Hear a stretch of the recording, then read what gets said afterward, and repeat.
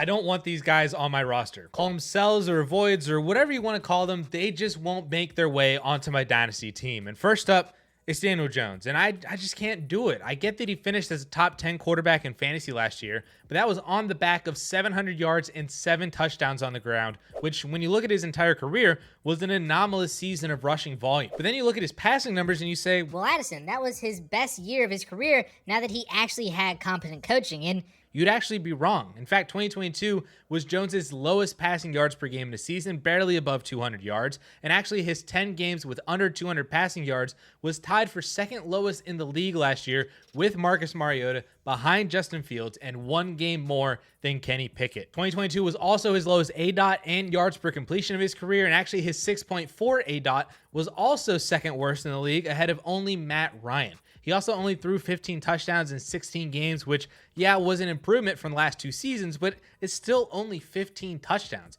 But to his credit, only 5 interceptions, a 1.1% interception rate, the lowest numbers of his career so far. But his 2022 season just screams mediocrity, if not even below average by a few of those metrics. Yes, Brian Daboll helped Daniel Jones, but he did it by turning him into a game manager, a low ADOT, don't turn the ball over quarterback. That's not good for fantasy at all without his rushing numbers. And then you say, well, Addison, look at the Giants receiving core and look at what they did to improve it this year. I mean, I guess by improve, you mean like a 31-year-old tight end who's played 20 games over the past 2 years, a free agent receiver who prior to last season only played 15 games in his first 3 years, and then drafted a burner who only knows how to run deep and currently doesn't fit with Daniel Jones's extremely low ADOT.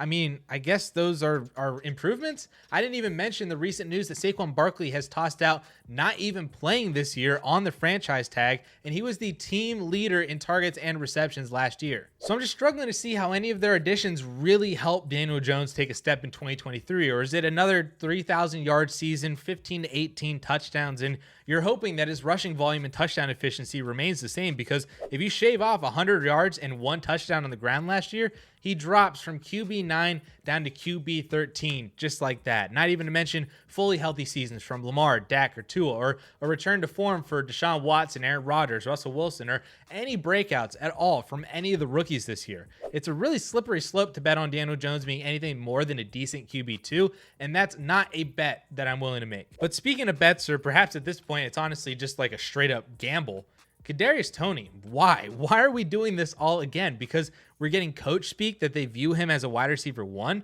Y'all do realize that he was with the Chiefs for over half of the year last year, including 3 games in the playoffs, and not once did he play more than half the snaps in a game. Not once. And actually, he only played more than a third of the snaps in a game once. He played in 10 games with the Chiefs and a very open depth chart at the position, and he saw 27 targets. That's 2.7 targets per game. Sky Moore was barely playing. Mecole Hardman was gone. He was on IR. All he had to do was get on the field with Juju and MVS, and he couldn't even do that. But now that Juju's gone, all of a sudden Toney's time has come because Juju was holding him back?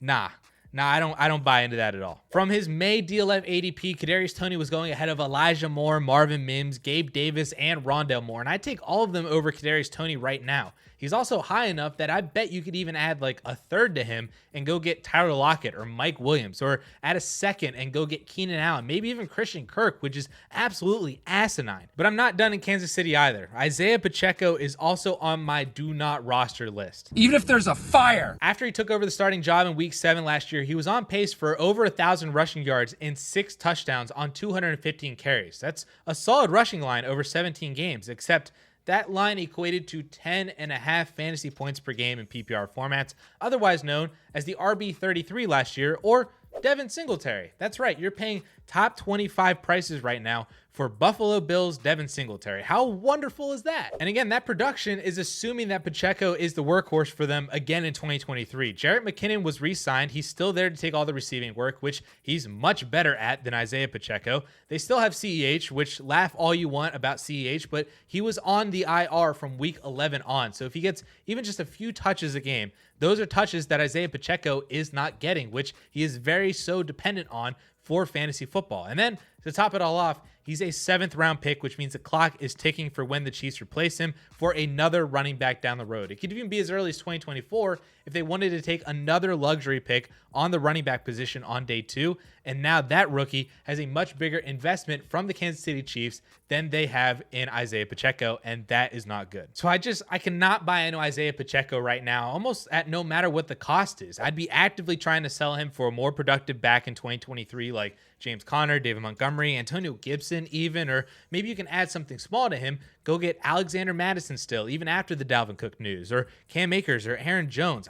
I do not want Isiah Pacheco on any of my rosters at all, and I hope that you don't either. And the last guy that is not going anywhere near my Dynasty rosters, maybe ever again, is Courtland Sutton. And I'm honestly baffled at the fact that Sutton still holds top 45 value at the receiver position in Dynasty. I don't get that at all, and I think that this summer is the last of Sutton's value being this high before it completely plummets to like Allen Robinson territory. For the past 2 years, Courtland Sutton has finished as the wide receiver 45 and the wide receiver 43 in PPR scoring, with basically no evidence at all that he is any higher of a ceiling. He actually led the Broncos in targets last year, but that only led to 829 yards and 2 touchdowns on 64 receptions. He was beaten in every receiving category by Jerry Jeudy, who had 9 fewer targets than him last year. They draft Marvin Mims in the 2nd round, which I think is a clear signal that their receiving room needs work because honestly, no one has lived up to expectations the past couple of years.